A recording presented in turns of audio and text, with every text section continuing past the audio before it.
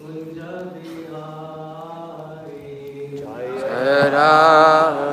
Madhava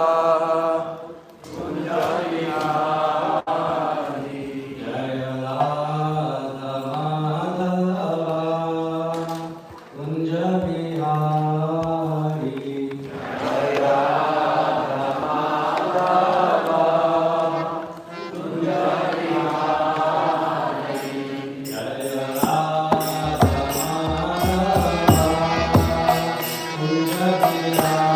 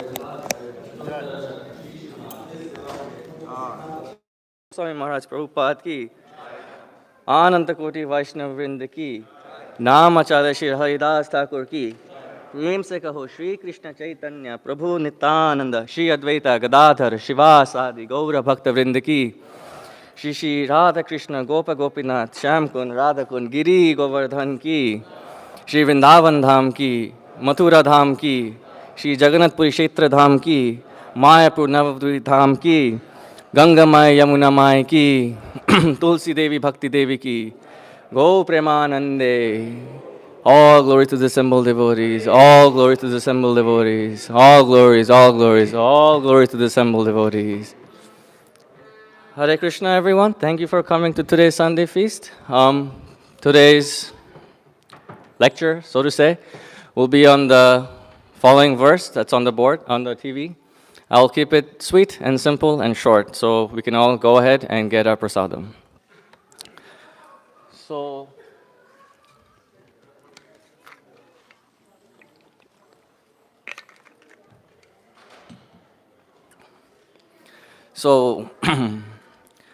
this verse goes like this. Aham bhakta paradhino yasvantantra eva dvija sadhu vigrasta hridayo bhakter bhakta janapriyaha.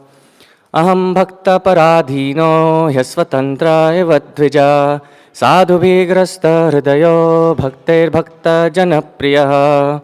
Aham bhakta paradhino yasvatantra eva dvija Sadhu vigrasta hridayo bhakter bhakta janapriyaha. So the context of this verse is that it occurs in the 9th canto of the Srimad Bhagavatam, 4th chapter, where there's a great devotee of Krishna named Ambarish Maharaj. Who here knows about Ambarish Maharaj? Has anyone heard of him? No one? Okay, well, he's a great devotee of the Lord, just like us. We're trying to be great devotees, but he's already a great devotee. So he's a pure devotee of the Lord. And he used to perform bhakti or devotional service to the Lord very diligently with full sincerity and full love. And Ekadashi, there was a day where he was fasting for his Ekadashi, and the following day, Dwadashi, he had to break his fast at a certain time. So in the Vaishnava line of devotion, we fast on Ekadashis and then we break our fast the following day at a particular time. So this particular time was approaching where he had to break his fast. And there's a great sage named Durvasa Muni, who is a partial incarnation of Lord Shiva. So he's always has that angry temperament where whatever he sees or whoever he speaks to, he ends up getting into an argument with them, no matter what. So this is Durvasa Muni's mood. And somehow, by the arrangement of the Lord, he happened to approach Ambarish Maharaj's palace during his Ekadashi Vrat breaking time. And when Ambarish Maharaj saw such an exalted personality, he offered his full Dandavat pranams and offered his obeisances to Durvasa Muni and invited him to have lunch or breakfast, whatever it is. I don't know what exact time the fast was supposed to break, but I'm sure it was in the morning, so it must be breakfast. So Durvasa Muni accepted, but after that he said, but let me take my bath first, because Brahmanas generally, to maintain their purity, they take a bath before eating prasadam. So he said, okay, I'll take a bath and I'll be right back. So then we'll have breakfast together. So Durvasa went to take his bath, and somehow Durvasa Muni has this mood where he likes to take a bath for a long time. There's another instance with the Pandavas where he took a bath for a long time and landed Pandavas in trouble. So same thing, he took a bath for a very long time, and the time was ticking for Ambarish Maharaj to break his fast. So Ambarish Maharaj started panicking because as a pure devotee of the Lord, he wanted to respect both Durvasa Muni as well as the Ekadashi rules and regulations. So he was like, oh, what do I do? What do I do? Should I wait for him? Should I eat? So somehow he had the idea to drink water. Now water, it doesn't break the fast, nor does it mean that you are eating. So he somehow had this idea to drink water. So he drank water, and that way he kept the breaking of the fast at the right time, as well as respected Durvasa Muni's being an exalted Brahmana and a guest at his house. So he kept both conditions. And when Durvasa Muni came back after a long time of bathing in the Yamuna River, he, by his mystic powers, because he was a yogi, he had 8 mystic powers, and with them he realized that, wow, he just invited me to have breakfast with him as his guest. He should wait for me. But he broke his fast. How dare he? So he got really angry in a second, because that's what he does. And he took a hair out of his head and he threw it on the ground, and from that hair came a fiery demon. Now, usually we all have our bodies, which are made of 5 elements: earth, water, fire, air, and ether. But this demon was made completely out of fire, 100%. So when this demon was sprouted from the fire, he had a trident in his hand like Lord Shiva does, and he was about to kill Ambarish Maharaj, like that. That's what the fire demon looked like, I guess. And so Durvasa Muni was really angry. He wanted to kill Ambarish Maharaj. But Ambarish Maharaj, because he was a pure devotee, he did not flinch even 1 inch. He just stood there and did nothing. Prior to this incident, Lord Vishnu had been very pleased with Ambarish Maharaj's devotion to him. So he had awarded him the Sudarshan Chakra as a personal weapon of protection. So in case of any calamities, the Sudarshan Chakra would protect Ambarish Maharaj. And this, the fiery demon, was a calamity. So guess what? The Sudarshan Chakra came to the rescue of Ambarish Maharaj. And when the Sudarshan Chakra came, he burnt. Well, fire usually burns everything, so the demon was supposed to burn everything. But what ended up happening was that the Sudarshan Chakra burnt him to ashes in a second. Now, it takes a lot to burn something of that size and caliber within a second. So that just goes to show how powerful the Sudarshan Chakra is and how pure of a devotee Ambarish Maharaj was, that the Sudarshan Chakra obeyed the orders and protected him in such a short time. So, fire demon is dead. Now Durvasa Muni is standing there looking, oh no, my demon just died. Now he's going to come for me. So he starts running, and the Sudarshan Chakra is following Durvasa Muni. So Durvasa Muni leaves earth, Mathura, because that's where Ambarish Maharaj had his palace. Then he goes to Sumeru mountain, which is the central pivot of this universe. So he goes to that mountain, Sudarshan Chakra follows him. Then he realizes he has to go somewhere else, so he goes to Brahma Loka first. Goes to Lord Brahma's abode and asks Lord Brahma for protection. And then Lord Brahma says, look man, you offended a devotee of my master. I am a servant of Lord Vishnu. I cannot protect you. If he wants to kill you, then I have nothing to do with you. Please leave my home and take the Sudarshan Chakra with you and your problems with you. Durvasa Muni realized that no one's going to protect him in this loka. So he went to Kailash, or Shiva loka, where Lord Shiva resides with his consort Parvati. There, Lord Shiva said the same thing. Look, man, I'm sorry. My Brahma said, no, Vishnu, you offended Vishnu. You offended Vishnu's devotee. I'm a devotee of Vishnu. People say that I'm the best of the devotees. Well, he didn't say that, but we know that Lord Shiva is the best of the Vaishnavas. So he said, please leave. Don't bother me. You also leave. Durvasa Muni helplessly also left Kailash, and the Sudarshan Chakra is following him around. Then he goes to Vaikuntha Loka. Durvasa Muni, because of his achievement in mystic powers, he had the ability to go to Vaikuntha Loka, where Lord Vishnu resides with his consort and his devotees. So he goes there and he falls at the feet of Lord Vishnu. And he falls at the feet of Lord Vishnu and he says, oh, Lord Vishnu, please protect me. Your chakra is going to kill me. Please protect me. Save me, save me, save me. And then Lord Vishnu says, save you? Why? You insulted and offended my devotee. Why should I save you?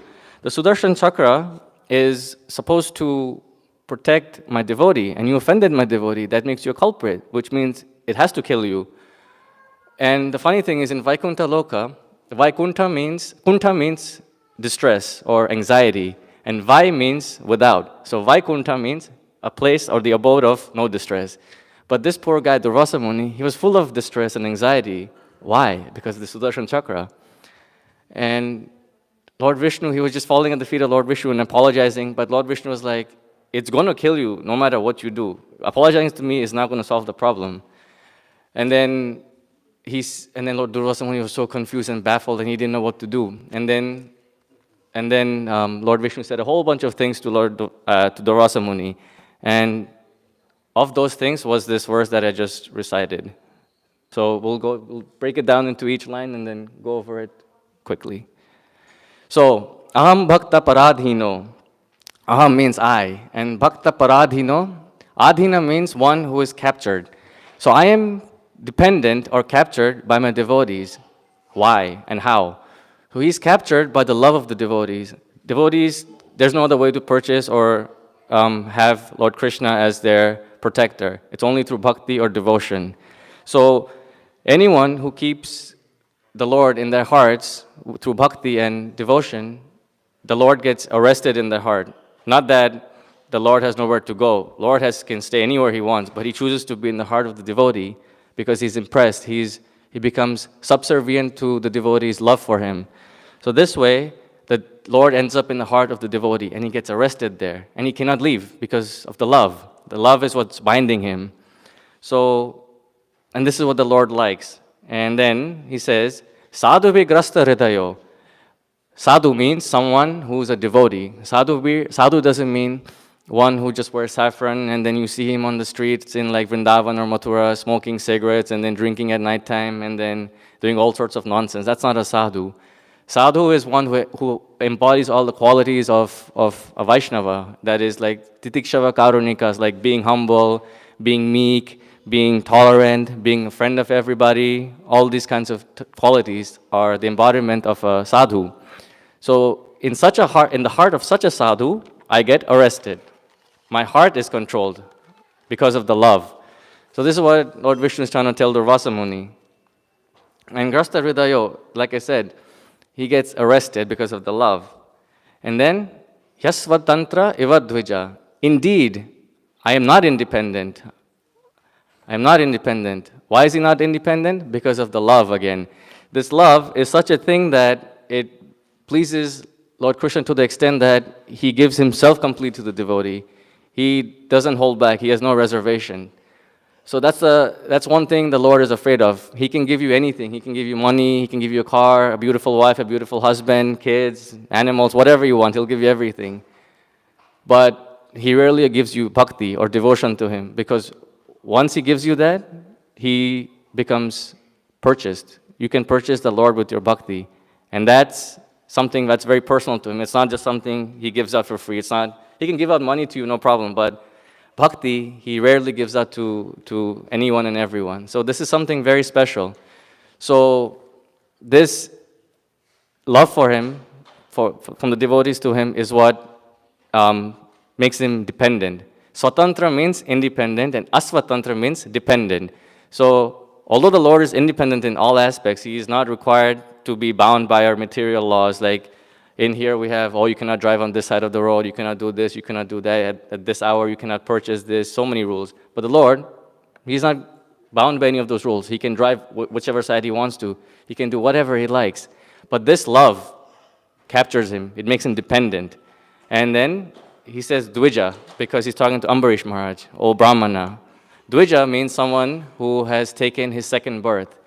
So generally, human beings, animals, and rest of the living entities, they have their first birth by the combination of a male and a female. And then the child is born. The second birth takes place when that living entity has to be a human being. Of course, an animal cannot take a second birth. But the human being, he takes his second birth when he takes initiation from a spiritual master. So the spiritual master and the Vedas act as the father and the mother of that second born.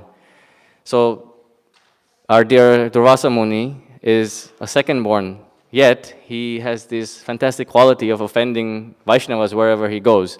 So that's why Lord Vishnu points out this word Dvija. He doesn't just say, oh, Durvasa. He says Dvija because he's indicating, listen, man, you have such qualifications. Why are you acting like a child? Or why are you acting immature? So he points it out by calling him a Dvija.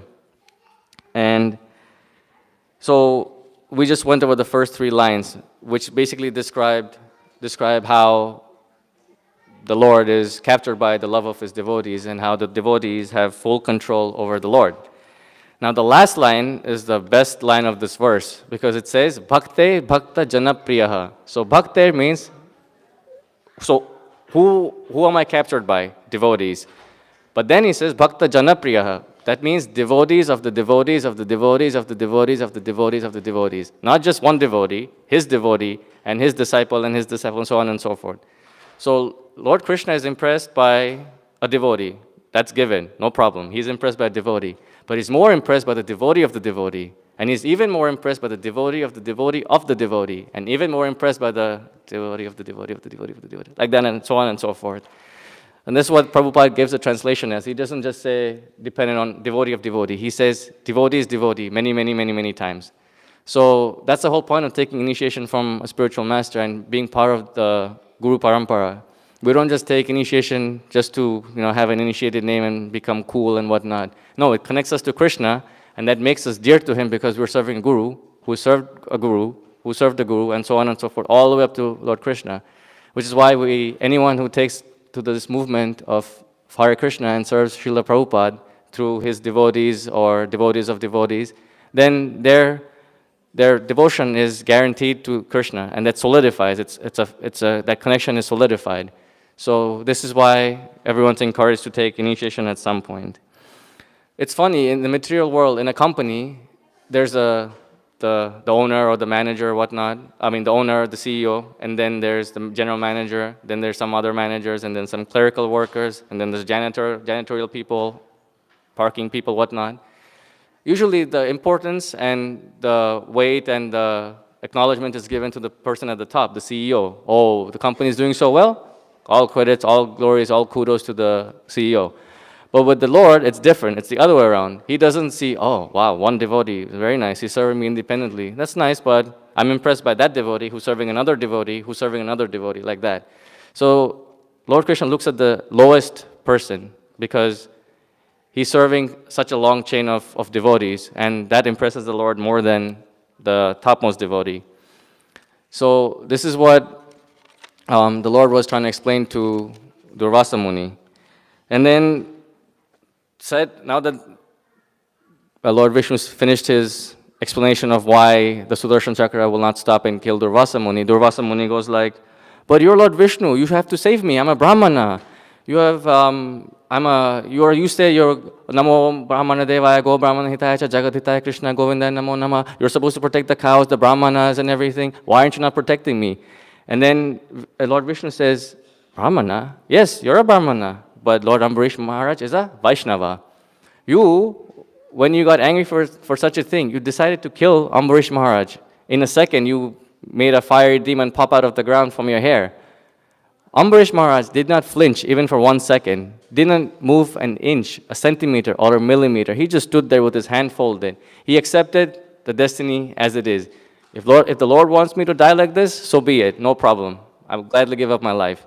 But of course, Lord Vishnu did not want that, so he sent Sudarshan Chakra to protect him. So this is what Lord Vishnu then explained to Durvasa Muni. And then he explained, you, dear Durvasa, when you saw the Sudarshan Chakra running after you, you came to Brahma Loka, you went to Shiva Loka, you went to this Loka, that mountain, this mountain, then you came here to my Loka, and now you're asking me for forgiveness because you're so attached. You're attached to your body. Ambarish Maharaj didn't care about his body. If he died, he died. But you, Durvasa, are attached to your body. And that is the reason why I like Ambarish Maharaj more than I like you, because you are attached. My devotees are not materially attached. It is only the non-devotees who are attached to material things, such as the body, family, home, all those things, without engaging them in Krishna's service.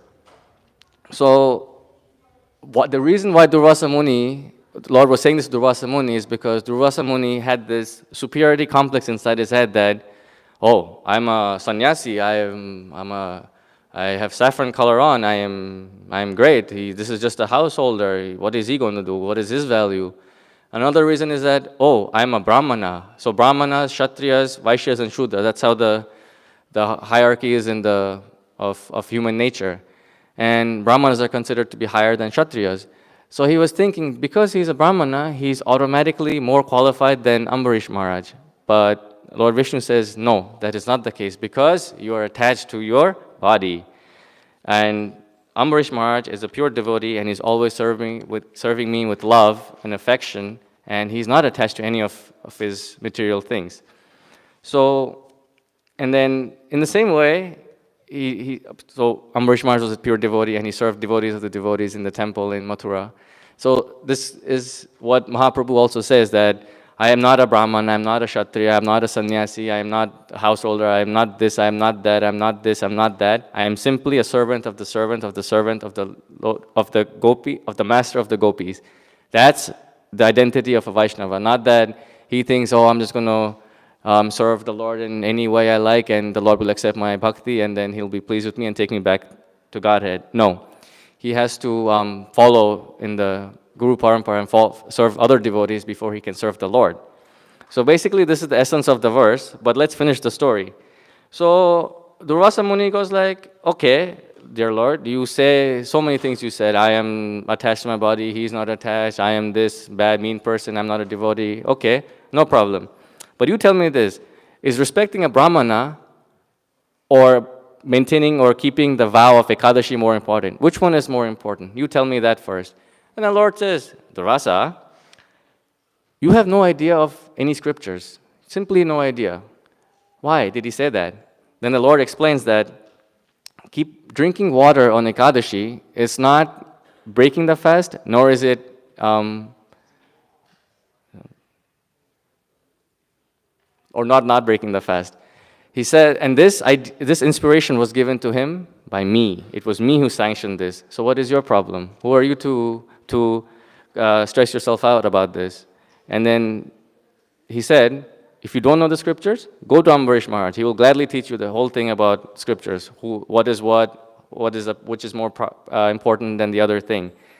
So by drinking water, not only did he respect you as a Brahmana, as a guest in his palace, at the same time, he also kept the Ekadashi Vrat. And you just got mad at him because of your superiority complex, because of your pride, your ego. And then Lord Vishnu explained to Durvasa Muni that, see, all these yogic powers that you have, all these qualifications that you have of austerities, penances, yogic power, this is great, wonderful. But all of this is useless if you have pride. Pride will simply counteract all of these qualities and just negate them and land you in such a situation. So you have to go apologize to Ambarish Maharaj. I cannot forgive you. And then Durvasa Muni says, but please forgive me, you're right here. Why do I have to go to Ambarish Maharaj? You forgive me, you're right here.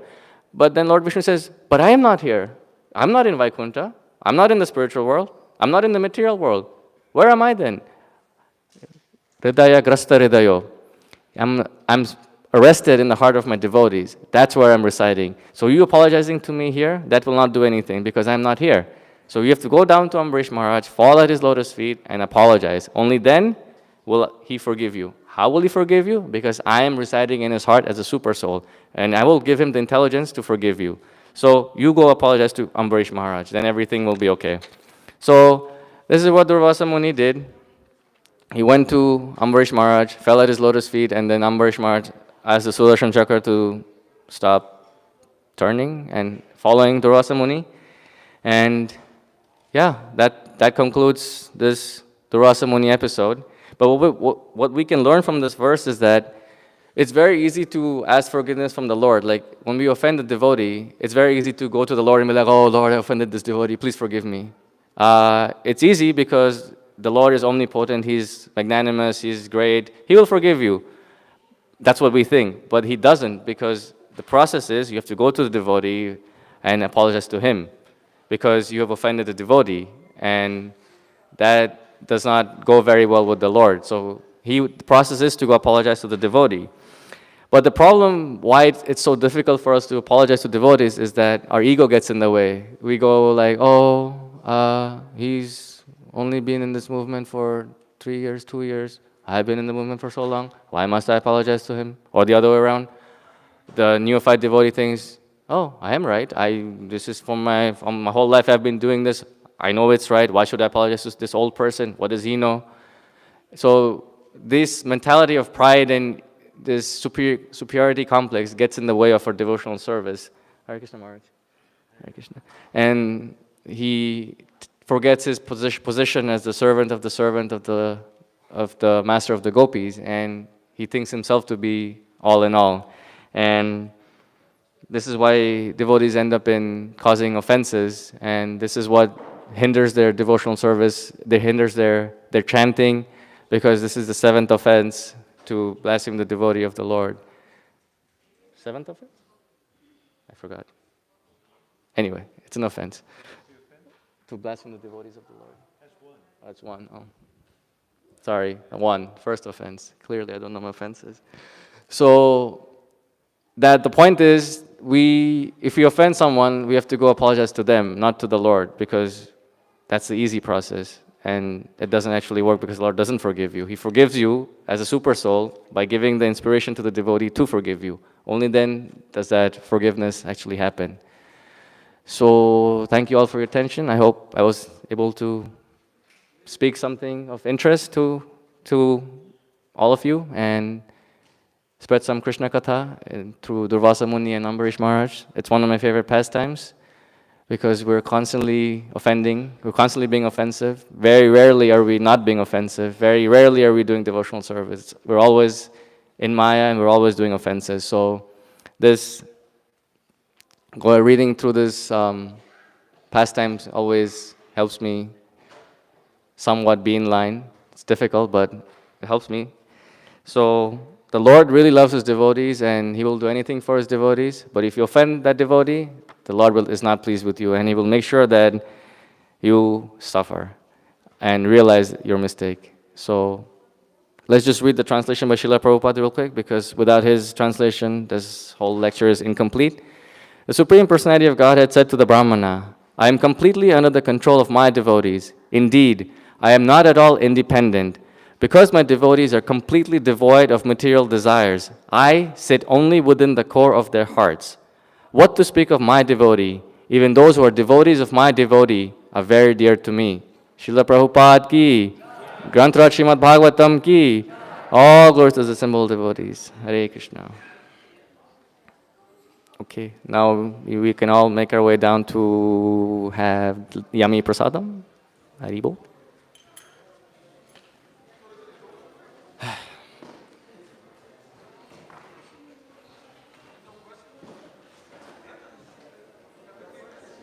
You can have prasadam, it's easier. Yeah, not today. You can come to Bhagavatam class tomorrow. Hare Krishna, Hare Krishna. It's been years since I sat in a full class, you know? A what class? A full class. Full class. Yeah, I stayed this time. I get to keep you